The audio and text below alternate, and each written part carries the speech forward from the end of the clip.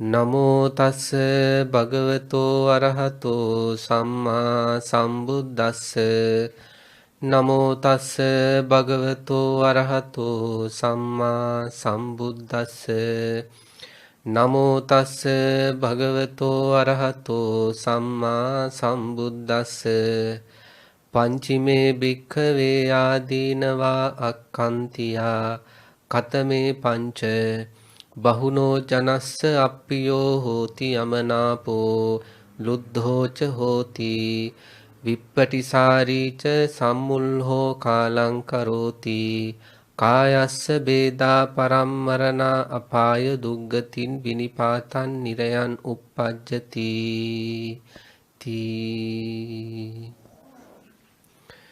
විහාරස්ථානයේ වැඩ වාසය කරන වන්දනීය පූජනීය ගරුතර මහා සංඝරත්නයන් අවසරයි ශ්‍රද්ධාවන්ත කාරුණික ගුණවන්ත පින්වත්නි අද උයන්දන ගැමුණු මාවතේ අංක 56 නිවසේ පදිංචි ශ්‍යාමා මංගලිකා පීරිස් මහත්මිය ඇතුළු කවුරුත් එකතු වෙලා තමා අද සම්මා සම්බුද්ධ ශාසනය ඇසුරු කරගෙන ධර්ම දානමය පින්කමක් සිදු කර ගන්නට මේ සූදානම් වෙන්නේ.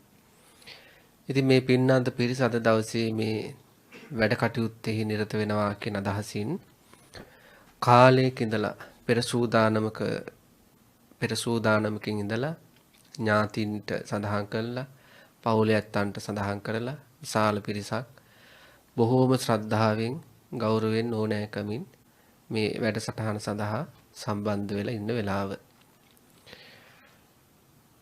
අපි මේ බුද්ධ ශාසනය තුලින් මෙවැනි ධර්මදේශනාමය පින්කම් විතරක් නෙවෙයි වෙනත් විවිධ පින්කම් කරමින් අපේ ජීවිතේ පින වැඩි කරගන්න ගමන් අපේ ජීවිතේට තවත් එකතු කරගත යුතු බොහෝ දේවල් තියෙනවා. දානය තුලින් පින රැස්වෙනවා වගේම ධර්මදේශනා සහ ධර්ම දානමය පින්කම් වලින් පින රැස්වෙනවා වගේම වැඩිහිටියන්ට සැලකීම තුලින් පින රැස්වෙනවා වගේම අපේ ජීවිතයේ තියෙනවා තවත් කරගත යුතු වටිනා කියන වැඩපිළිවෙලක්. ඒක තමයි අපේ ජීවිතේට ගුණවන්තකම එකතු කර ගැනීම කියන එක. සම්මා සම්බුද්ධ ශාසනයට අපි කියනවා ගුණවන්ත ශාසනය කියලා. මොකද මහා ගුණයක් තියෙන ශාස්ත්‍රුන් වහන්සේ නමකගේ ශාසනයක් නිසා. උන්වහන්සේගේ ජීවිතයේ තිබ්බ ගුණවන්තකම මෙච්චරයි කියලා අපට කියන්නත් බෑ. ලියලා අවසන් කරන්නත් බෑ. සම්මා සම්බුදු පියාණන් වහන්සේ නමකගේ අසීමාන්තික ගුණ සමුදාය හිතාගන්න බැරි පරාසයකට පැතිරලා ගියප එකක්. එවන් වූ ගුණයක් තියෙන මහා ශාස්ත්‍රූන් වහන්සේ නමක් සරණ කරගත්ත පිහිට කරගත් අපේ ජීවිතවලත් එවන් වූ මහා ගුණයන් තියෙන්න ඕන. බුදුරජාණන් වහන්සේ සමීපව ඇසිරි කරපු සාරිපුත්ත මහා මොග්ගල්ලාන වගේ චරිත රත්නයන් අරගෙන බැලුවොත් ඒ ජීවිතවල පුදුමාකාර ගුණයක් තිබ්බා. සාරිපුත්ත මහරහතන් වහන්සේ කියන්නේ මහා ගුණ සාගරයක්. අන්‍යයගේ අපේ ජීවිතවලත් ගුණවත් භාවය කියන එක වර්ධනය කරගන්න ඕන. මෛත්‍රිය කියන එකක්. මේ ලෝකේ අපට කිසිම තරහකාරයක් නැතුව හැම කෙනෙක්ම සුහදශීලීව අරමුණු වෙන විදිහට හිතේ ගුණයක් තියෙන්න ඕන. ඒකක්. කරුණාව ඊළඟට. අපිට හැම කෙනෙක්ගේම දුක් දැනෙන්න ඕන. මේ ලෝකය කියලා කියන්නේ දුක මත පිහිටපු එකක්. දුක මත පිහිටපු එකක් මේ ලෝකය. ඒතකොට හැම කෙනෙකුගේම ජීවිතේට ආවේනික දුක් දෝමනස්යන් තියෙනවා. අන්න ඒ වගේ අපිට දැනීමක් තියෙන්න ඕන. ඒ ගැන අපිට අනුකම්පාවක් තියෙන්න ඕන. ඒ ගැන අනුකම්පාව ඉපදලා පිහිටක් වෙන්න ඕන. ඒකට කියන කරුණාව කියලා. ඒක ලොකු ගුණයක්. තථාගතයන් වහන්සේ හැමදාම උදෑසන කාලේ මහා කරුණාවට සමවැදිලා බලනවා කාටද පිහිට වෙන්න ඕන කියලා. මොකද උන්වහන්සේ දන්නවා මේ ලෝක සත්‍යය දුක් විඳිනවා කියලා. ඒ නිසායි සමවැදිලා බලන්නේ කාටද අද මම පිහිට වෙන්නේ කියලා. ඊළඟට අපේ ජීවිතේ උපේක්ෂාව පුරුදු කරන්න ඕන. ලාභ නිന്ദා ප්‍රශංසා සැප දුක් යසයස ආදී විවිධ සංසිද්ධි හමුවේ උපේක්ෂා සහගතව වාසය කරන්නට අපි ගුණය පුරුදු කරන්න ඕන. ඒ වගේ සීලය කියන්නේ අපේ ජීවිතයට එකතු කරගන්න ගුණයක්. මේ ගුණවන්තකම් ජීවිතයට එකතු වෙන්න ඒ ජීවිතය හරිම ලස්සන ජීවිතයක්. බලන්න බුදුරජාණන් වහන්සේ වටේ කවුරුත් එකතු වෙලා ඉන්නේ ඇයි? අසීමාන්තික ගුණයක් තියෙන නිසා. ඒ ගුණ නැත්තම් අපි කවදාවත් මෙහෙම එකතු වෙන්නේ නැහැ. එතකොට අද අපි මේ පින්නන්ත ඇත්තන්ට දේශනා කරන්න සූදානම් වුණේ ද්විතීය අක්ඛන්ති කියන සූත්‍රය මුල් කරගෙන. මේ සූත්‍රයේ සඳහන් වෙලා තියෙන්නේ අපි වර්ධනය කරගත යුතු වැදගත් ගුණයක් පිළිබඳව. මෛත්‍රිය වගේම කරුණාව වගේම මුදිතාව වගේම උපේක්ෂාව වගේම සීලය වගේ සමාධිය වගේ විදර්ශනා ගුණයන් වගේ අපේ ජීවිතවල වර්ධනය කරගත යුතු ගුණයක් තමයි ඉවසීම කියලා කියන්නේ. අන්නේ ඉවසීම නොකළොත් නොයිවසීමේ ආදීනව තමයි මේ සූත්‍ර දේශනාවේ විග්‍රහ කරලා තියෙන කාරණා පහකින්. ඉවසීමට ප්‍රතිවිරුද්ධ නොයිවසීම තුලින් අපිට සිදුවෙන ආදීනව හේවත් දෝෂ පහක් මේ සූත්‍රයේ විග්‍රහ කරලා තියෙනවා. එතකොට අපි ඉස්සෙල්ලාම දැනගන්න ඕනේ ඉවසීම කියන්නේ මොකක්ද කියලා. ඉවසීම කියන්නේ මොකක්ද කියලා දැනගන්න ඕන. ඊළඟට කෙසේ ඉවසිය යුතුද කියලා අපි දැනගන්න ඕන. ඉවසුවේ නැත්නම් අපිට මොකද වෙන්නේ කියලාත් අපි දැනගන්න ඕන. අපි ඉස්සෙල්ලාම බලමු මොකක්ද ඉවසීම කියන්නේ කියලා. සංස්කාරයන්ගෙන් සිදුවෙන අපරාධ උහුල ගැනීම. ඉවසීම කියන්නේ. මොනවද සංස්කාර කියන්නේ? අම්මා කියන්නේ සංස්කාර ධර්මයක්. ඒ කියන්නේ ඇති වෙලා වෙනස් වෙලා නැති වෙලා යන එක නේ ධම්ම කියන්නේ. අම්මා කියන්නේ එහෙම එක්කෙනෙක්. තාත්තා කියන්නේත් එහෙම නේද? ඇති වෙලා වෙනස් වෙලා නැති වෙලා යන කෙනෙක්. දරුවෝ කියන්නේත් එහෙමයි. එයාලත් ඇති වෙලා වෙනස් වෙලා නැති වෙලා යන අය. ඒවට කියනවා සංස්කාර කියලා.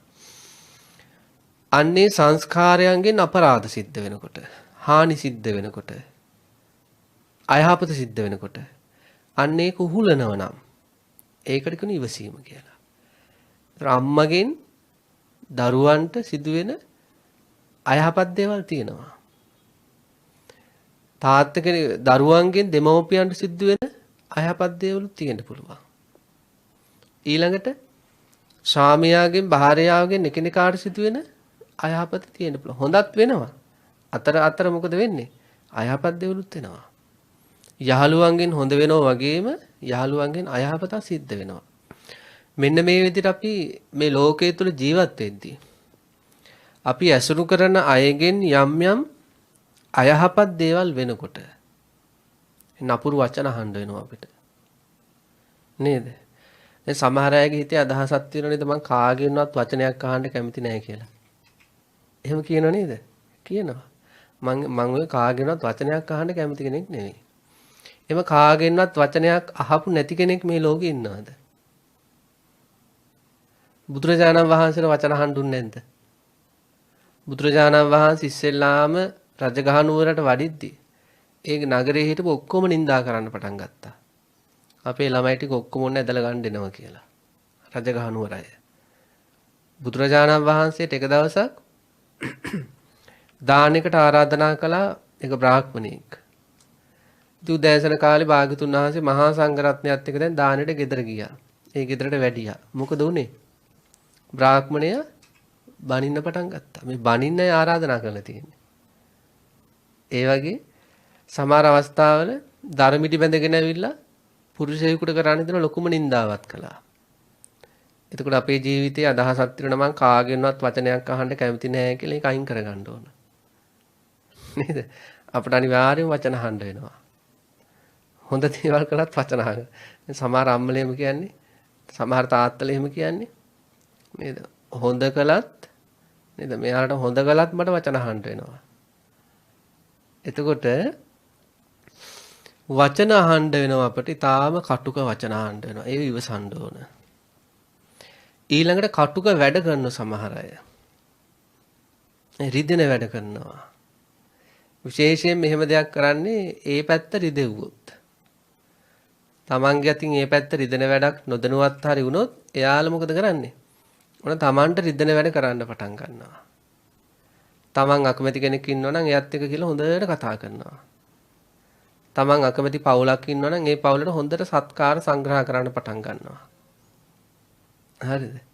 ඒ වගේ සමහර අය ඉන්නවා තමන් ගත කරන ජීවිතේ තමන්ට රිදෙන වැඩ කරනවා.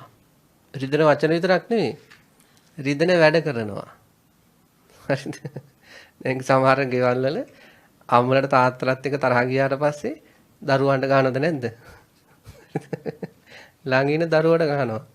ඇයි ඒ තාත්තට රිද්දන්න දරුවට ගහන්නේ? හරිද? ඒ වගේ මේ සමාජයේ ඉද්දී එක එක මොකද කරන්නේ? අපිට රිදෙන වැඩ කරනවා. හරිද? අන්නේ විවසන්න ඕන. ඊළඟට බලන්න නපුරු කොට කරන ක්‍රියා සහ නපුරු කොට කියන වචන සහ ඊළඟට සඳහන් කරන සීත උෂ්ණ. සීත උෂ්ණත් ඉවසන්න ඕන. ඊළඟට සඳහන් කරන මැසි මදුරු පීඩා. ඒවත් ඉවසන්න ඕන. ඊළඟට සඳහන් කරන සා පිපාසා. බඩගින්න සහ පිපාසය ඉවසන්න ඕන. ඊළඟට කායික දුක් ඉවසන්න ඕන. මේ විදියට ඉවසීම කියන ගුණය පුරුදු කරද්දී අපිට දවසක් කිව්වට පස්සේ අපිට ගොඩාක් ඉවසිය යුතු සිද්ධි හමු වෙනවා. දවසක් කිව්වට පස්සේ. දැන් බලන්න උදේ පාන්දර කෙනෙක් ගෙදර කින තාත්තා කෙනෙක් බලන්න වැඩට යන සූදානම් වෙනවා කියලා. බත් එක බෙදෙන එක පරක්කු වෙනවා. ඉවසන්න ඕනද නැද්ද? ඉවසන්න ඕන. හරිද? ඊළඟට තා මොනවද? දරුවන්ගේ පැත්තේ සමහර දරුවෝ මොකද කරන්නේ? උදේට කෑ ගහනවා මේ කොණ්ඩපටිකෝ වරවකෝ මේකෝ. හරිද? ඉවසන්න ඕන. දැන් මේ නොයවසීම කියන්නේ මොකද්ද? නොයවසීම කියන්නේ ඒව ඉවසන්න බැරුව කෑ ගහනවා. හරිද? කෑ ගහනවා, බඩු බිම ගහනවා. හරිද? ඒ වගේ අර ඉවස ගන්න බැරි වුණාට පස්සේ මේ ඊටාම විසම වචන කියන්න පටන් ගන්නවා. විසම ක්‍රියා කරන්න පටන් ගන්නවා. එතකොට උදෑසන කාලයක් ගත්තත් නිවසක බොහෝ ඉවසිය යුතු සිද්ධි හමු වෙනවද නැද්ද? හමු වෙනවා. වැඩට යනකොට එහෙම දැන් කුරුණෑගල හරි කොළඹ හරි ටවර් මැදින් යද්දි මොකද වෙන්නේ? වාහනයක් හරි යතුරු පැදියක් හරි අරගෙන කොච්චර ඉවසන්න දේවල් තියනවද? පාරට දානකොට මොකද වෙන්නේ? වාහන තදබදය. දැන් ඉවසන්න ඕන. හරිද? ඊළඟට වැඩට ගියාට පස්සේ වැඩ කරන තැන නේද? ආයතන ප්‍රධානියා ඇනුම්පද කියන්න පුළුවන්. එකට වැඩ කරන අය ඇනුම්පද කියන්න පුළුවන්. පාසල් ගියාම අපේ දරුවන්ට උනත් එහෙමයි. නේද? පිරිසක් එක ජීවත් වෙනවා කියන එක ලේසිද? හරි අමාරුයි.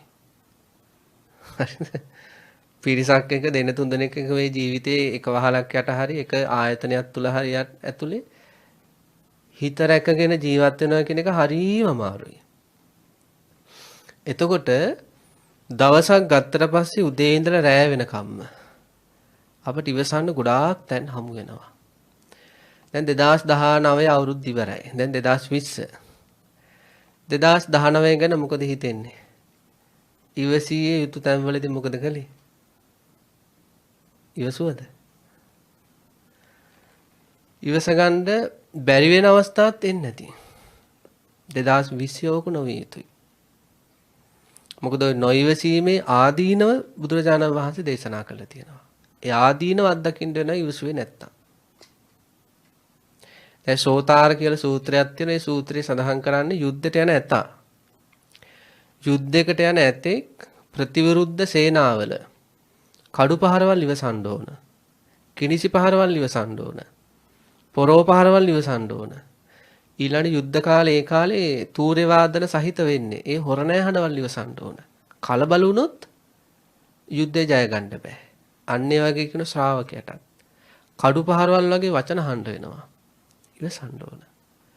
කඩු පහරවල් වගේ රිදෙන වැඩ සමහර අය කරනවා. ඉවසන්න ඕන ඒවා. යුද්ධයට යන ඇතා කඩු පහරවල් කිනිසි පහරවල් අර තූර්ය වාදන භාණ්ඩ ආදී හඬවල් ඉවසනවා වගේ ශ්‍රාවකයාත් නපුරු වචන ඉවසන්න ඕන, නපුරු ක්‍රියා ඉවසන්න ඕන, සීත උෂ්ණ ඉවසන්න ඕන, සාපිපාසා ඉවසන්න ඕන, කායික දුක් ඉවසන්න ඕන, ලෙඩ දුක් හැදුනට පස්සේ ඊළඟ මැසි මදුරු පීඩා ඉවසන්න ඕන. ඔන්න ඔය ගුණේ නැත්තම් ඔක ලොකු ගුණයක්ද නැද්ද? ලොකු ගුණයක්. ඉවසීම කියලා. ඔන්න දවසක් මේ සුරාසුර යුද්ධයක් තිබුණා. සුර කියලා කියන්නේ දෙවිවරු. දෙවිවරු සහ අසුරයන් අතර යුද්ධයක් තිබුණා. මේ යුද්ධය වෙලාවේදී දෙවිවරු මොකද කළේ? අසුරයන්ගේ නායකයා වේපචිත්ති. වේපචිත්ති අල්ල ගන්නවා. අල්ලගෙන පස් තැනකින් ගැට ගහලා මේ සදෙව්ලොවට අධිපති සක්දෙවිඳු ළඟට අරගෙන ආවා. දෙවිවරු සහ අසුරයන් අතර යුද්ධයක් තිබුණා. මේ යුද්ධයේදී මොකද වුනේ? සදෙව්ලොවට අධිපති සක්දෙවිඳු ළඟට අසුරයන්ගේ නායකයා වුණ වේපචිත්ති පස් තැනකින් ගැට ගහලා ගෙනාවා. පස් තැනකින් ගැට ගහලා සක්දෙවිඳු ළඟ ගෙනත් දාපු මේ වේපචිත්ති මොකද කරන්නේ? අර පස් තැනකින් ගැට ගහලා තියෙද්දි සක්දෙවිඳුට ගරහන්න පටන් ගත්තා. දැන් මේ ඉන්නේ සක්දෙවිඳුගේ විමානේ. කියන්නේ මේ දිව්‍ය ලෝකේ ඉන්නේ. ළඟ ඉන්න දෙවි කෙනෙක් අහනවා සක්දෙවිඳුගෙන් ඔබ වහන්සේයි මේ නිහඬව ඉන්නේ. ඔබ වහන්සේගේ තැනටම ඇවිල්ලා මෙන්න මෙයා ගරහන හැටි. දැන් බලන්න අපේ ගෙදරකට ඇවිල්ලා කවුරු හරි හොඳ පරුස වචන 3-4කින් බැන්නොත් මොකද කරන්නේ? උපේක්ෂාවෙන් ඉඳීද? නේද? අල්ලපු ගෙදර කට්ටිය අතු ගාලා කුණු ටිකක් දැම්මත් මොකද වෙන්නේ? මේ සක්දෙවිඳුගේ දිව්‍ය තලයට ඇවිල්ලත් පස් තැනකින් ගැට ගහලත් වේපචිත්ති කෑ ගහද්දී සක්දෙවිඳු සද්ද නැහැ. අහනව ළඟින දෙවි කෙනෙක් ඔබ වහන්සේයි නිහඬ. එතකොට සඳහන් කරනවා මේ ලෝකේ ප්‍රබලයෝ කෑ ගහද්දී දුබලයා ඉවසනවා කියන එක වෙන්න පුළුවන් කියනවා. ආයතන ප්‍රධානියයි කෑ ගහද්දී සේවකයෝ සද්ද නැතුව ඉන්නවා. හැබැයි දුබලේ කෑ ගහද්දී ප්‍රබලයෙක් ඉවසනවා කියන එක හරීම දුර්ලභයි කියනවා. ඒක සත්පුරුෂකමක් කියනවා. හරිද? අන්න ඒ වගේ මේ ඉවසීම කියන්නේ පුදුමාකාර සත්පුරුෂ ගුණයක්. අන්නේ ගුණය අපේ ජීවිතේ වර්ධනය කරගත්තේ නැත්නම් මෙන්න සඳහන් කරනා ද්විතිය අක්කාන්ත සූත්‍රයේ අපට අත්දකින්න වෙන ආදීනව. නොයිවසන කෙනාට අත්දකින්න වෙන ආදීනව. පළවෙනි එක තමයි බහුනෝ ජනස්ස අප්පියෝ හෝති යමනාපෝ. බොහෝ ජනයාට යා අප්‍රිය වෙනවා. නොයිවසන කෙනා. දැන් බලන්න ගෘහස්ත ජීවිතයක් ගත කරද්දී තමන් ඒ ඉන්න නිවස තුල සිද්ධ වෙන එක එක සංසිද්ධි වලදී අපි මෙහෙම හිතමු. ඔන්න දෙන්නෙක් විවාහ වුණා කියන්නකෝ. හරිද? විවාහ වුණා කියනකෝ දෙන්නේ ආදරය කළ විවාහ වුණා. දැන් ඉස්සෙල්ලාම එක්කෙනෙක්ගෙන් වචනයක් ඇහෙනවා කියන්නේ අර අනිත් කෙනාගේ මොනවා හරි අඩුපාඩුවක් වුණා කියමු. අරයට මොකද වෙන්නේ? ඉවස ගන්න බැරුව යා වචනයක් කියනවා. මෙයාට අරයක නැති වෙන අදහස මොකද්ද? හැඟීම වැඩි වෙනවද? හැඟීම අඩු වෙනවද? අඩු වෙනවා. බයි ඉස්සෙල්ලා විවාහ වුණ දෙන්නෙක්ගෙන් ඉස්සෙල්ලාම කෙනෙක් යම් කිසි දෙයක් දරා ගන්න බැරුව පරුස වචනයක් කිව්ව කියන්නකෝ. අනිත් පැත්තේ කෙනාගේ හිතේ මෙයා ගැන තිබ්බ ගෞරවය මොකද වෙන්නේ? හැඟීම අඩු වෙනවා. ඒක නැවත නැවත සිතුනොත් මොකද වෙන්නේ? අන්න බලන්න. ප්‍රිය ස්වභාවයට මොකද වෙන්නේ? අප්‍රිය ස්වභාවයක් බවට පත් වෙනවා. රැකියාව කරන තැන කියලා හිතමු. ඔන්න අලුතෙන් යම් කිසි කෙනෙක් රැකියාවට ගියා. හරිද? දැන් කවුරුත් මෙයාට ආදරේ. හරි ප්‍රියයි කට්ටියට මෙයා. මෙයා මොකක් හරි දෙයකට කෑ ගහනවා. දැන් අනිත් අයට මොකද වෙන්නේ මෙයා ගැන එතකොට? ප්‍රිය ගතිය නැති වෙනවා. අන්න ඒ වගේ නොයිවසීමේ තියෙන පළවෙනි ආදීනවය තමයි බහුනෝ ජනසප්පියෝ හෝති යමනාපෝ. අන් අයට අප්‍රිය වෙනවා. දැන් බලන්න ගෙදරක යම් කිසි කෙනෙක් එහෙම නොයිවසා කෑ ගහනකොට අනිත් අයට අප්‍රිය වෙනවා. ඊළඟට එයා මොකද කරන්නේ? ඥාතින් ගෙදරට ආවට පස්සේ ඒ ඥාතින් එක කියනවා. මෙයා හරියට මට කෑ ගහනවා. හරිද? හරියනවට බයිනවා. එතකොට මොකද වෙන්නේ? අර ඥාතියරත් අර ඒ ගැන තියෙන ප්‍රසාදෙ මොකද වෙන්නේ? නැති වෙලා යනවා. අන්න ඒ වගේ කාලයක් ගියාට පස්සේ මොකද වෙන්නේ? ඒ පුද්ගලයා සමාජයට මොකද වෙන්නේ? එපාම වෙනවා. එතකොට අපේ ජීවිතවල පවුල තුල පවුලක් වශයෙන් ජීවත් වෙද්දී මේ දහම අහන්නේ මේ ලෝකේ වැඩිපුරම ගෘහස්ත ජීවිත ගත කරන අයනේ. නේද? එතකොට ওই පවුල තුල මේ ලෝකේ බණහනේ පින්නතුන්ගේ කණ්ඩායම තුල එකිනෙකාට ප්‍රිය වෙන්න ඉවසන්න ඕන. කවදාවත් හිතන්න එපා වැරදි يعني මෙන්න මෙහෙම හිතන්න එපා. මේ අන් අය මට වැරදි කරන්න බෑ. එහෙම හිතන්න එපා. අන් අයගෙන් මට වැරදි වෙන්න බෑ. එහෙම හිතන්න එපා. වැරදි වෙනවා. මට උනත් එහෙමයි. මට උනත් මේ ලෝකේ ජීවත් වෙද්දී ඕන තරම් අනිත් අයගෙන් වැරදි වෙලා තියෙනවා. මේ ලෝකයේ තුල වැඩ කටයුතු කරද්දී. ඒ ලෝක ස්වභාවයක්. ඒ වගේ මේ පින්නතුන්ටත් මේ ලෝකයේ තුල කටයුතු කරද්දී අන් අයගේ වැරදි නොවී තියෙන්නේ නැහැ. වැරදි වෙනවා. අම්මගේ වැරදි වෙනවා. තාත්තගෙනුත් වැරදි වෙනවා. අපෙන් අන් අයට වැරදි වෙන්නේ නැද්ද? වෙනවනේ. අන්න ඒ වගේ මේ ලෝකේ ජීවත් වෙද්දී අපි තේරුම් ගන්න ඕන අපිට අන් අයගෙන් වැරදි නොවී තියෙන්නේ වැරදි වෙනවා. ඒක මනුෂ්‍ය ස්වභාවයක්. අන්න ඒක තේරුම් අරගෙන වැරද්දක් වෙනකොට අපි ඒක උහුල ගන්න දක්ෂ වෙන්න ඕනේ. අන්න එහෙම උහුල ගත්තොත් අපි ගැන එයාලට තියෙන ප්‍රසාදය රැකෙනවා. නැත්තම් මොකද වෙන්නේ? එයාලට අපි අප්‍රසන්න වෙනවා. ගොඩාක් පෞල් ජීවිත අසාර්ථකයි කියන්නේ සමහර අය. සල්ලි නැති හින්දාද? වාහන නැති නිසාද? නෑ. ඒ පෞල් ජීවිතය අසාර්ථක පෞල් ජීවිතයක් කියලා කියන්නේ ඇයි? දෙන්නට දෙන්න එපා වුණාම නේද? ඔව්. ඇයි දෙන්නට දෙන්න එපා වෙන්නේ? එකිනෙකාගෙන් වෙන වැරදි ඉවසන්නේ. ආදරය කියන්නේ මොකද්ද? ආදරය කියන්නේ මොකද්ද? මෛත්‍රී කියන්නේ මොකද්ද? එකිනෙකාගෙන් වෙන අඩුපාඩුවක් වුණත් තමන් වෙනස් නොවී ඉන්න ස්වභාවය.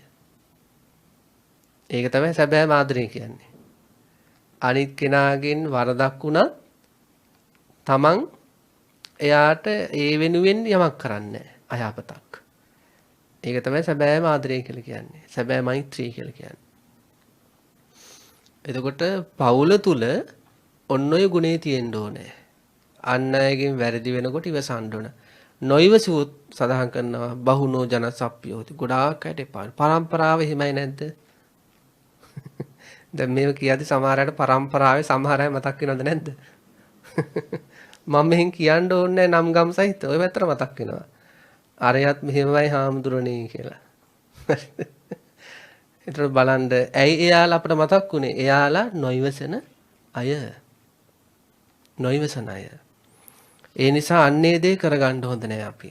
දැන් මං ඉන්නේ භික්ෂුන් වහන්සේලා 14 නමක් එක්ක. මං ගොඩාක් පරිස්සම් වෙන්න ඕන.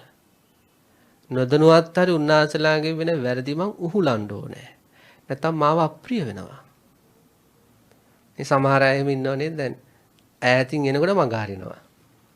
හරිද? එක්ක වාඩි වෙනකොට අරය නැගිටලා යනවා. ඇයි ප්‍රිය නෑ. දැන් අපි දෙගොල්ල අතර එහෙම ගැටලුවක් නැහැ නේද? දැන් අපි දෙගොල්ල අතර එහෙම ගැටලුවක් නැහැ. මම මේ බොහොම කැමැත්තෙන් පිනතුන බණ දේශනා කරන පිනතුනුත් කැමැත්තෙන් බණ අහනවා. අපි එකිනෙකාට ප්‍රියයි. ඔන්නෝක නැහැ සමහර නිවෙස්වල. අහක බලන් කතා කරනවා. හරිද? ප්‍රිය නැහැ. ඇයි කාලයක් තිස්සේ මෙයාලා ඉවසන්නේ නැතුව දෙපැත්තට හුවමාරු කරගත්ත රිදෙන දේවල් නිසා. ඒ නිසා ඉවසීම යම් නිවසක තියෙනවා නම් එකිනෙකාට ගොඩාක් ප්‍රියයි. දැන් බලන්න නැන්දම්ම කෙනෙක්, මාමණ්ඩි කෙනෙක්, ලේලි කෙනෙක් ගෙට බාරගන්නේ කොහොමද? ඉස්සෙල්ලා විවාහ වෙලා ආපු දවසේ. නේද? අර වතුර වීදුරුවට මලුත් දාලා පොවන්නේ. හරිද? කාලයක් ගියාට පස්සේ මොකද වෙන්නේ? ඇයි එහෙම වෙන්නේ? පුතා ගෙරේට අවන පුවක් ගෙඩිය වගේ. ඇයි? අර පැත්තෙන් නැන්දම්ම, අම්මා මේ පැත්තෙන් භාර්යාව. දෙන්නම නැතුව බෑ. හරිද? එහෙම වෙන්නේ ඇයි? නැන්දම්මගෙන් වෙන වැරදි ලේලි ඉවසුවේ නෑ. ලේලිගෙන් වෙන වැරදි නැන්දම්ම ඉවසුවේ නෑ. හරිද? ලේලි යද්දි ඒ ගෙදරට හිතාගෙන ගියා නම් මෙයාලගෙන් මට වැරදි වෙන්න පුළුවන්. ඒවා මනුස්ස ගති. මං ඒ විවසනවා කියලා. නැන්දනිය ලේලි ගෙට එනකොට හිතුවනම් ලේලි කියන්නේත් මිනිස්සෙක්. හිතක් පපුවක් තියෙන කෙනෙක්. ඒ නිසා එයාගෙන් මට වැරදි වෙන්න පුළුවන්. මං ඒවා ඉවසනවා කියලා. අන්න ඒ වගේ ගුණාත්මක ඉවසීමේ ගුණේ පිහිටලා කටයුතු කරා නම් හැමදාම අර ඉස්සෙල්ලම දැක්කා වගේ ඉන්න තිබ්බා. ඒ කාශ්‍යප කියලා මහරහතන් වහන්සේ නමක් ඉන්නවා. මේ කාශ්‍යප මහරහතන් වහන්සේ පුරහඳක් වගේලු. ඇයි ඒ? පුරහඳ කියන එක බලන්න අපිට හැමදාම ප්‍රියද නැද්ද? හැමදාම ප්‍රියද යන්නේ පුරහඳ කියන එක. කාශ්‍යප මහරහතන් වහන්සේත් එහෙමලු. පුරහඳක් වගේ අනිකුත් මහා සංඝරත්නයේට. අන්න ඒ වගේ පවුලක ඉන්න ඕන අම්ම කෙනෙක්. මේ ස්වාමියාට දරුවන්ට පුරහඳක් වෙන්න ඕන. ප්‍රියයි. දකින්න ආසයි නේද? දකින්න ආසයි. හරිද? තාත්තට ගෙදර යද්දි දරුවන්ගේ මූණ විතරන්නේ අම්මගේ මූණ බලන්නත් ප්‍රියතාවයක් තියෙන්න ඕන. තේරුණා නේද? ගෙදර ඉන්න අම්මට උනත් එහෙමයි. පන්ති ඇරලා එන දරුවන්ගේ මූණ විතරන්නේ වැඩ ඇරලා තාත්තගේ මූණ දකින්නත් ප්‍රියතාවයක් තියෙන්න ඕන. හැබැයි එකිනෙකා ඉවස ගන්න නැතුව යම් යම් වචන ක්‍රියා කරගන්නව නම් නේද? මොකද වෙන්නේ? දුර තියාම මග ඇරලා යනවා. එතකොට පළවෙනි ආදීනවේ තමයි නොයිවසන කෙනා අනිත් අයට අප්‍රිය අමනාප වේ. දෙවෙනි කාරණාව සඳහන් වෙනවා ලුද්දෝච හෝති. ඉවස ගන්න බැරි කෙනා ගොඩක් රෞද්‍ර වෙනවා. හරි නේද? දැන් සමහර අය කියනවා ඒ දේශේදීම අපි කතා කරනවා මාරයා ආවේශ වෙනවා කියලා කතා කරනවා. යක්ෂාවේශ වෙනවා කියලා කතා කරනවා. හරිද? ඇයි ඒ රෞද්‍ර භාවය?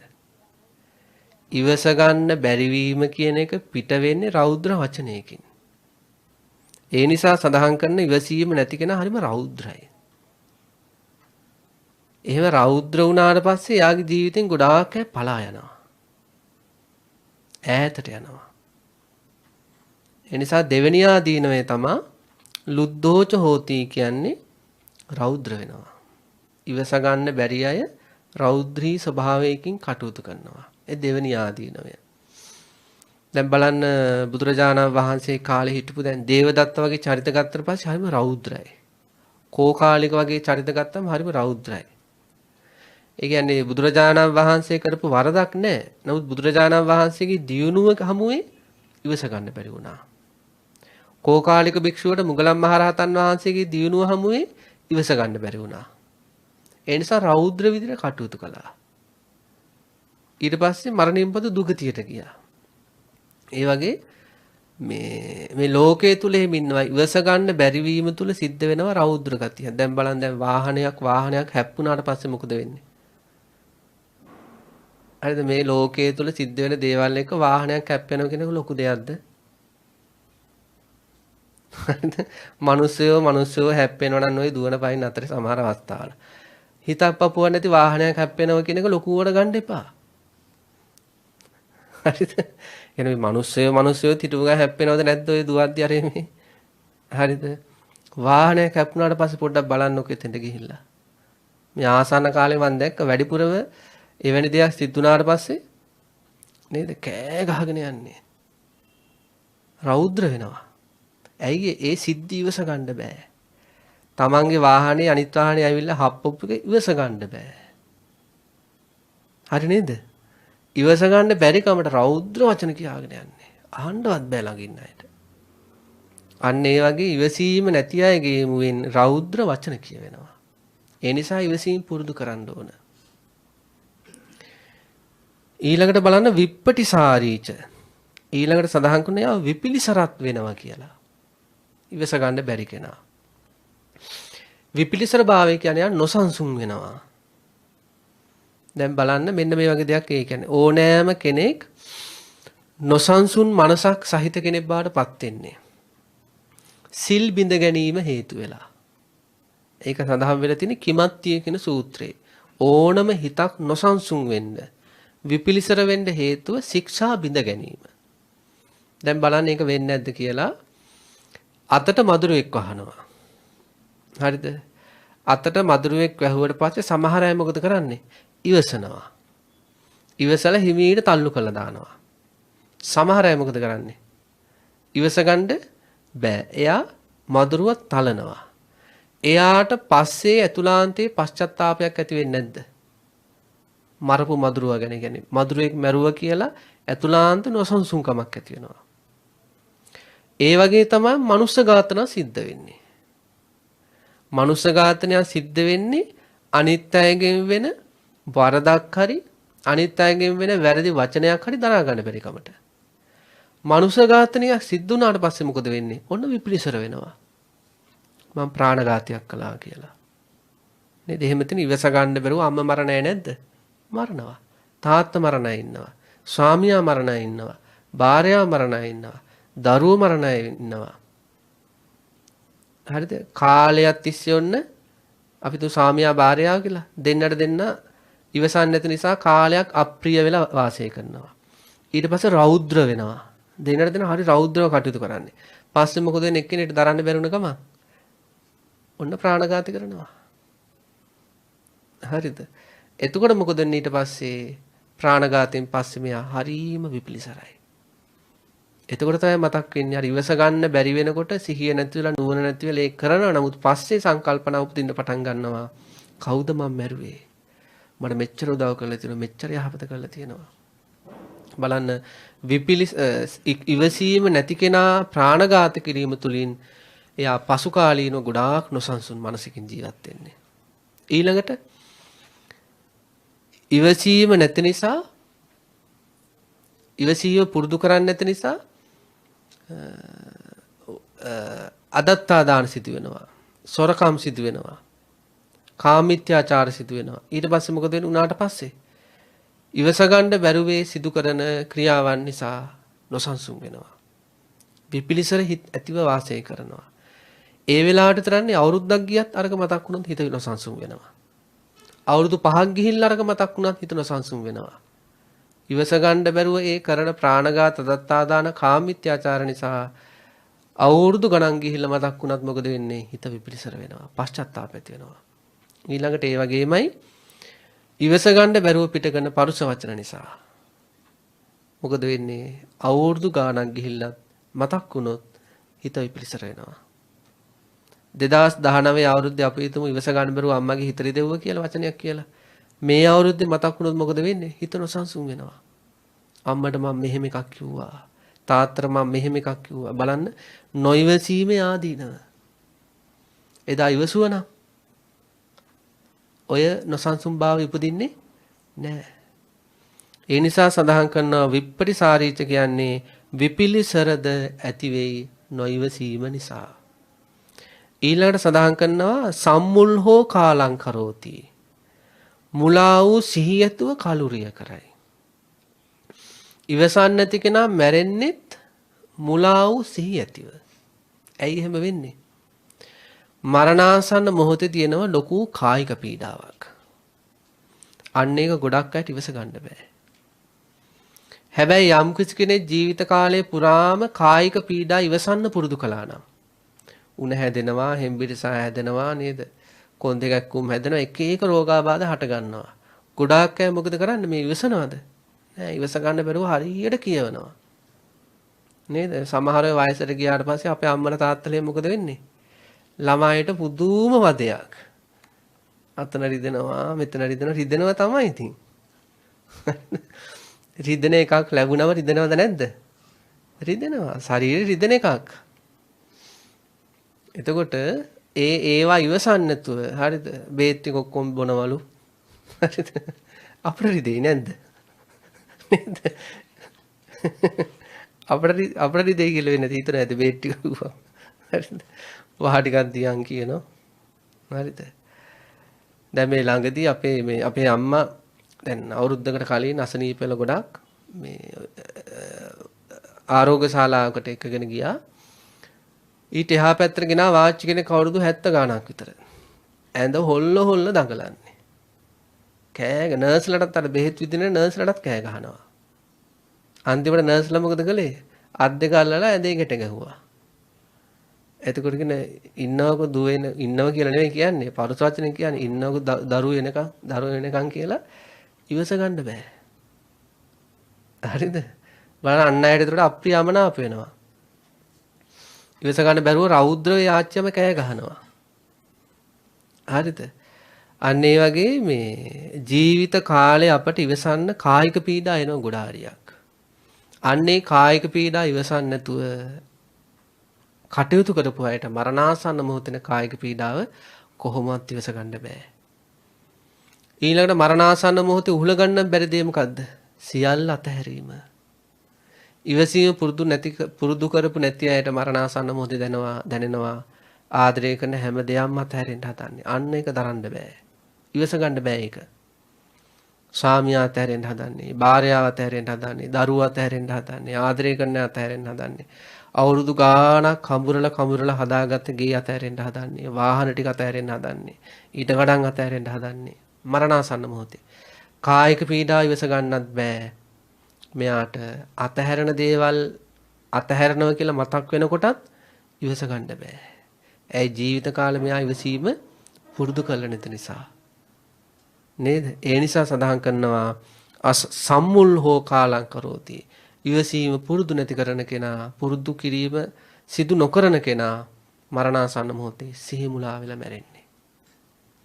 ඊළඟට සඳහන් කරනවා කායස්ස බේදා පරම්මරණා අපාය දුග්ගතින් විනිපාතං නිරයන් uppajjati. මරණින් මතු මෙයා යනවා නොයිවසන පුද්ගලයා අපාය නම් වූ දුක් ඇති විනිපාත නිරයට. ඇයි ඉවසන්නේ නැති කෙනා එහෙම වෙන්නේ? ඉවස ගන්න බැරුව කියපු පරුස වචන නිසා. අන්න බලන්න. ඉවස ගන්න බැරුව කියපු කේලම් නිසා. සමහර අය ඉන්නු දෙන්නෙක් ආදරෙන් ඉන්නවනම් ඒ සමගි ඉවස ගන්න බෑ. මොකක් හරි ගිහිල්ලා කියනවා. අන්න වගේ සමහර අයගේ සමගි ඉවස ගන්න බැරුව කේලම් කියනවා. ඒ වගේම අතුලාන්තයේ සමහර අන් අයගේ දේවල් දරා ගන්න බැරුව පරුස වචන කියනවා. අන්න ඒව හේතු වෙලා තමයි නිරේට යන්නේ. ප්‍රාණඝාත කරනවා, අදත්තාදාන කරනවා, කාමීත්‍යාචාර කරනවා. දැන් බලන්න අපි දැන් මත්පැන් බොන කෙනෙක් ඉන්නවා කියලා.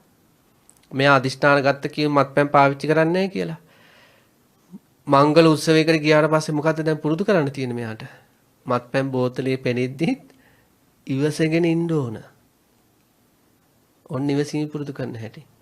දුම් වැටි බොන්නේ නැහැ කියලා අදිෂ්ඨාන ගත්ත කෙනෙක් දුම් වැටි බොන යාළුවෝ ටිකක් අතරට ගියාට පස්සේ මොකද්ද පුරුදු කරන්න ඕනේ? ඉවසීම, පෙනිපෙනින්න ඕන. හරිද? ඉවස ගන්න බැරුව බොනවා කියන්නේ ඉවස ගන්න බැරුව ඒවා පාවිච්චි කරනවා කියන්නේ අන්නේ ඒවා හේතු වෙලා සිද්ධ වෙන කායවාක් දුස්චරිත හේතු වෙලා නිරේගාමි තත්යකටපත් වෙන්න පුළුවන්. ඒ නිසා සඳහන් කරන මේ නොයිවසීම ගොඩාක් ආදීනව සහිතයි. දැන් මේව ගැන මෙනෙහි කරද්දී අපට මේ මොකද හිතෙන්නේ නොයිවසීම ගැන? කලකිරෙනවද නැද්ද? කලකිරෙන මේ ඉවසන් නැතිකම කොච්චර හානියක්ද? බලන්න බහුනෝ ජනසප්පියෝ හෝති යමනාපෝ. මම ඇසුරු කරන මගේ දරුවන්ට මාව අප්‍රිය කෙනෙක් වෙනවා. මගේ ස්වාමියාට භාර්යාවට මාව අප්‍රිය කෙනෙක් වෙනවා. මගේ නැන්දනියට මාමණ්ඩියට ලේලියට බෑනට මාව අප්‍රිය කෙනෙක් වෙනවා. ඉවසන් නැති කෙනෙක් වුණාම. ඔන්න ඒක දැනෙනකොට කලකිරෙනවා. ලුද්දෝච හෝති. මං ගොඩාක් රෞද්‍ර කෙනෙක් වෙනවා ඉවසන්න බැරි කම නිසා. කලකිරෙනවා. විප්පටිසාරීච මගේ හිත ගොඩාක් නොසන්සුන් වෙනවනේ මේ ඉවස ගන්න බැරුව කරන දේවල් නිසා, කියන දේවල් නිසා. ඔන්න එතකොට කලකිරෙනවා. සම්මුල් හෝ කාලං කරෝති. සම්මුල් හෝ කාලං කරෝති. මම ඇත්තට මේ නොයිවසන ස්වභාවයෙන් වාසය කිරීම නිසා දවසක මරණාසන්න මොහොතේ සිහි මුලා වෙලා තමයි මැරෙන්නේ. ඔන්න ඇති ආදීනව දකිද්දි කලකිරීම ඇති වෙනවා. ඊළඟට කායස්ස වේදා පරම්මරණා අපාය දුග්ගතින් විනිපාතං නිරයන් uppajjati කියන විදිහට ඉවස ගන්න බැරුව මම මේ කියන ඒවා නිසා මන් නිරේට යන්න පුළුවන්. ඉවස ගන්න බැරුව මම මේ කරන දේවල් නිසා මන් නිරේට යන්න පුළුවන් කියලා මෙනෙහි කරද්දී නොයිවසීම ගැන කලකිරෙනවද නැද්ද? කලකිරෙනවා. ඉවසීම ගැන ආස හිතනවද නැද්ද? හොඳට ඉවසන කෙනෙක් වෙන්න තිබ්බනම් කියලා හොඳට ඉවසන කෙනෙක් වුණොත් මොකද වෙන්නේ? මේකේ අනිත් පැත්තට වෙන්නේ. බහුනෝ ජන සප්පියෝ හෝති යමනාපෝ කියන්නේ බොහෝ අයට අප්‍රිය අමනාප කෙනෙක් නෙවෙයි බොහෝ අයට ප්‍රිය කෙනෙක් වෙනවා. මනාප කෙනෙක් වෙනවා. ඊළඟට ලුද්දෝච හෝති රෞද්‍ර වෙන්නේ නැහැ. ඉවසන කෙනා හරීම සෞම්‍ය කෙනෙක් වෙනවා. හරීම මටසිල්ලුට චරිතයක් වෙනවා. ඊළඟට විපිලිසර මනසක් නෙවෙයි ලැබෙන්නේ. හරීම සංසුන් මනසක්.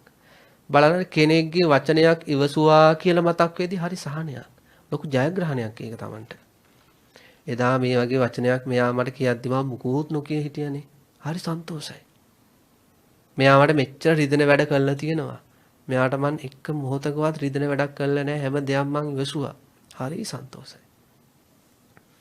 ඉවසපු කෙනාට අන්න ඒ වගේ හරිම සන්තෝෂය සංසුන් ගතිය හිතට ඇති වෙන ඔය මතක් කරාට පස්සේ. ඊළඟට මරණාසන්න මොහොතේ සිහිමුලා වෙන්නේ නැහැ. ජීවිතේ හැම දෙයක්ම ඉවසපු අයට මරණාසන්න දුකත් ඉවස ගන්න පුළුවන්. ඊළඟට මරණින් මතු යාළ දුගතියට නෙවෙයි යන්නේ කොහාටද? සුගතියට. ඒ නිසා අපේ ජීවිතෙම ඉවසීම කියන්නේ ලොකු ගුණයක්. පිනුතු හිතන්නේ මේ ලෝකේ කෝටි 800ක් විතර ඉන්නවා. කීයකට විතර ওই ගුණය ඇද්ද හොඳට? හරි මඩුයි. 1000ක් ගත්තොත් එක්කෙනෙක්ට දෙන්නෙක්ට තමයි ගුණේ තියෙන්නේ. හරියට තියෙන්නේ. ලක්ෂයක් ගත්තොත් 100කට වගේ තමයි එච්චරවත් නැතරම්. ওই ගුණේ තියෙන්නේ. අන්නේ සුළු පිරිස අතරට අපි යන්න ඕන. අපි මරණින් මතු මැරෙනකොට අපි අපේ දරුවන්ට දීලා යන ගොඩාක් දේවල් තියෙනවා. මොනවද දීලා යන දරුවන්ට? හදපු ගේ දීලා යනවා. ගත්ත වාහනේ දීලා යනවා. ගත්ත ඉඩ කඩන් දීලා යනවා. බැංකුවේ තියෙන මුදල් ටික පවරලා යනවා. හරිද? ඔය වගේ ටිකක් ඉතුරු කරලා යනවා. ඉවසීමේ ආදර්ශය ඉතුරු කරලා යන්න තිබ්බනම් ඒ මොකද්ද? අම්ම කෙනෙක් ජීවිත කාලයක් ඉවසනෝ දැක්කොත් දරුවෙක්. ඒ දරුවට ඉවසන්න ඕන තැන්වල කවුද මතක් වෙන්නේ? අම්මා මතක් වෙන්නේ. තමන්ගේ අම්මා ගෙවන ජීවිතේ ඉවසන හැටි දකිනකොට දකින දුවෙක් කියමුකෝ විවාහ වෙනවා. විවාහ වෙලා යාට ඒ පවුල තුල ඉවසන්න අවශ්‍ය දේවල් ඉවසිය යුතු තැන් හමු වෙද්දී මෙයාට මතක් වෙන්නේ අම්මව. අම්මගේ ඉවසීම දැකපු දූලා විවාහ වුණාට පස්සේ අම්මගේ ඉවසීම ගැන හිත සංවර වෙන්නේ. තාත්තා කෙනෙකුණත් එහෙමයි. ගෘහස්ත ජීවිතයක් ගත කරද්දී අම්මගෙන් වෙන අසාධාරණකම් හරි බාහිර පරිසරයෙන් වෙන හරි අසාධාරණකම් හරි ඉවසන තාත්තා කෙනෙක්ගේ ස්වභාවය පුතෙක් දැකලා තියෙනවා නම් කාලයක් තිස්සේ. පුතා බැන්දට පස්සේ භාර්යාව කෙනෙහිලිකම් කරද්දී පුතාට මතක් වෙන්නේ කවුද? තාත්තා. මේ පරම සත්‍යයක් මේ කියන්නේ. අම්මල තාත්තලා ඉවසන දැන් සාමාන්‍යයෙන් කියන බොරු කියන්න පුරුදු වෙන්නේ කොහෙන්ද ළමයි? අසල් නැති නිවෙස් වලින්ද? පරස වචන කියන්නේ කොහෙන්ද පටන් ගන්නෙ? නේද? දෙමව්පියන්ගේ ගතිගුණ දරුවෝ ගන්න ගතියක් නැද්ද? තියෙනවා. ඇසුරෙන්. ඇසුරු කරන චරිතවල ගති ලක්ෂණ අපට එන ගතියක් තියෙනවා. අම්මා ගොඩක් ඉවසනවා නම් දූට යන්න බැරිද ඒක? ඒ වගේ අම්මා ඉවසන්නේ නැති කෙනෙක් නම් ඒකත් දූට යන්න බැරිද? ඒකත් යන්න පුළුවන්. තාත් ඉවසන කෙනෙක් නම් මේ ගතිය දූට පුතාට යන්නත් පුළුවන්. තාත් ඉවසන්නේ නැත්නම් ඒ ගතිය පුතාට යන්න පුළුවන්. ඒ නිසා දරුවන්ට ওই ගුණෙන් ආදර්ශ වෙන්න. නේද? එයාලට අර මේ සැප සම්පත් විතරක් ඉතුරු කරලා යන්නේ නැතුව එයාලට ගුණයක් ඉතුරු කරන්න. මෛත්‍රිය කියන ගුණය ඉතුරු කරන්න. ඒක දීලා යන්න. එහෙනම් අපේ අම්මා කොහොමද ජීවත් වුනේ? අපේ තාත්තා කොහොමද ජීවත් වුනේ? කොච්චර විසීමක් තිබ්බද? කොච්චර කරුණාවක් තිබ්බද? කොච්චර මේ මුදිතාවක් තිබ්බද? මෙන්න මේ විදිහට තමන්ගේ දරුවන්ට පුළුවන් නම් ගුණෙන් ආදර්ශයක් වෙන්න. එහෙම ආදර්ශ වෙන අය හරිම අඩුයි මේ ලෝකේ. එහෙම දරුවන්ට එහෙම යහපත පිණිස අපි ගුණවත් වෙනකොට වැඩිපුරම හරියන්නේ අපිට. ඒ නිසා මේ ලැබුණු ජීවිතය අද අපි දේශනාවට තෝරගත්තේ ද්විතීය අක්ඛන්ති කියන සූත්‍රයේ සඳහන් වෙලා තියෙන විදිහට නොයවසීමේ ආදීනව. නොයවසීමේ ආදීනව ගැන හිත අපි ඉවසීමේ ආනිසංස වාරය ගැන හිත ඉවසීමට හිත යොමු කරන්න ඕන. දැන් අද දවස මේ බණ වාරයෙන් පස්සේ අද දවසේ මොනව අහන්න වෙයිද දන්නේ නේද? මොනව අහන්න වෙයිද දන්නේ අන්න පෙර සූදානම තියෙනවනේ මං ඒවට ඉවසනවා කියලා. දැන් විවාහ ජීවිතයකට ඇතුල් වෙනකොට දුවෙක් හරි පුතෙක් හරි ඔන්න දෙන්න ඕන පළවෙනි අවවාදය. දුවේ ඉවසීම පුරුදු කරන්න ඕනේ. ඒ වගේමයි දූට පුතාට කෙනෙක් හොයද්දිත් ඉවසන කෙනෙක් හොයලා දෙන්නත් ඕන. ඒව හොයන්නේ නේද? රැකියාව තියෙනවා නම්, ගෙයක් දොරක් තියෙනවා නම්, වාහන තියෙනවා නම් හරි. දූ සැපෙන් ඉඳී කියලා යවනවා. හැබැයි ඉවස ගන්න බැරි මහත්තයෙකුට හරි නෝනෙකුට හරි නන්නේ දූ හරි පුතා දුන්නේ ඉතින් ඉවරම තමයි පෞල් ජීවිතේ. ඒ නිසා මේ ඉවසීම කියන ගුණය ගැන අපි ගොඩාක් හොයන්න ඕන. ගොඩක් පැතිවලට අත්‍යවශ්‍ය ගුණධර්මයක් ඉවසීම කියන එක. ඉතින් මමත් මගේ ජීවිතයේ ගුණය ඇති කර ගන්නවා කියලා අදිෂ්ඨාන ඇති කර ගනිමින් අන් අයටත් මේ ගුණෙන් ආදර්ශ වෙනවා කියලා අදිෂ්ඨාන ඇති කර ගනිමින් මෙලොව පරලොව දෙලොවම ජය ගනිමින් උතුම් නිර්වාණයෙන්ම සැනසෙනවා කියලා ප්‍රාර්ථනා ඇති කර ගන්න ඕන. අද දවසේ ධර්ම දේශනාව සඳහා සදැහැති දායකත්වයෙන් දරන්නේ උයන්දන ගැමුණු මාතේ අංක 56 නිවසේ පදිංචි ශාමා මංගලිකා පීරිස් මහත්මිය ඇතුළු පවුලේ හැමදෙනා විසින් මේ පින්නාන්ත පිරිස් සඳහන් කරනවා වසර 7කට පමණ පෙර හදිසි අනතුරකින් මියගිය පාඨශාලාචාර්ය බන්දුල කරුණානායක ස්වාමිපුරුෂයාට පුණ්‍යානුමෝදනා කරන්නත් ගණේවත්ත පදිංචිව සිට මියගිය පාඨශාලාචාර්ය ආර්.ජේ. පීරිස් පියාණන්ට පුණ්‍යානුමෝදනා කරන්නත් පාඨශාලාචාර්යණී මල්ලිකා රත්නසූරිය මෑණියන්ට සහ මල්ලව පිටියේ පදිංචිව සිට මියගිය ශීලදාස පියාණන්ටත් කරුණාවතී මෑණියන්ට සහ සිරිල් වික්‍රමසිංහ සොහොයුරාණන්ටත් සහභාගී වන සියලු දෙනාගේ මියගිය ඥාතීන්ටත් මේ පැයක් තුළ ලොවක් සැනසීම තුලින් සිදු කරගත්ත මහා පුණ්‍ය ශක්තිය අනුමෝදන් වේවා කියලා ප්‍රාර්ථනා කරනවා.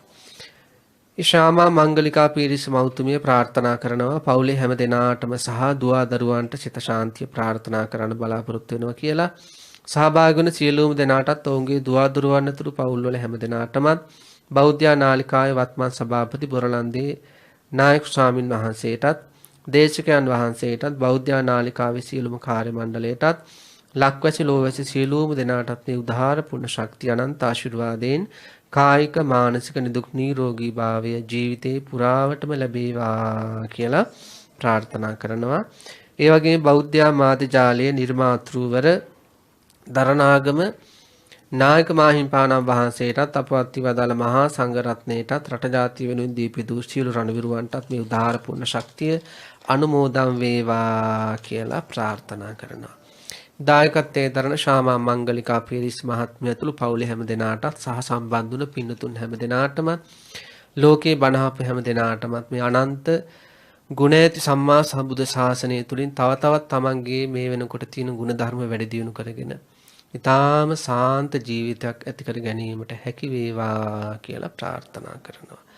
ආකාසට්ඨා ච බුම්මට්ඨා දේවා නාග මහිද්దికා පුඤ්ඤන්තං අනුමෝදිත්වා චිරන් රක්칸තු ශාසනං චිරන් රක්칸තු දේශනං චිරන් රක්칸තු මම් පරන්ති. සාදු සාදු.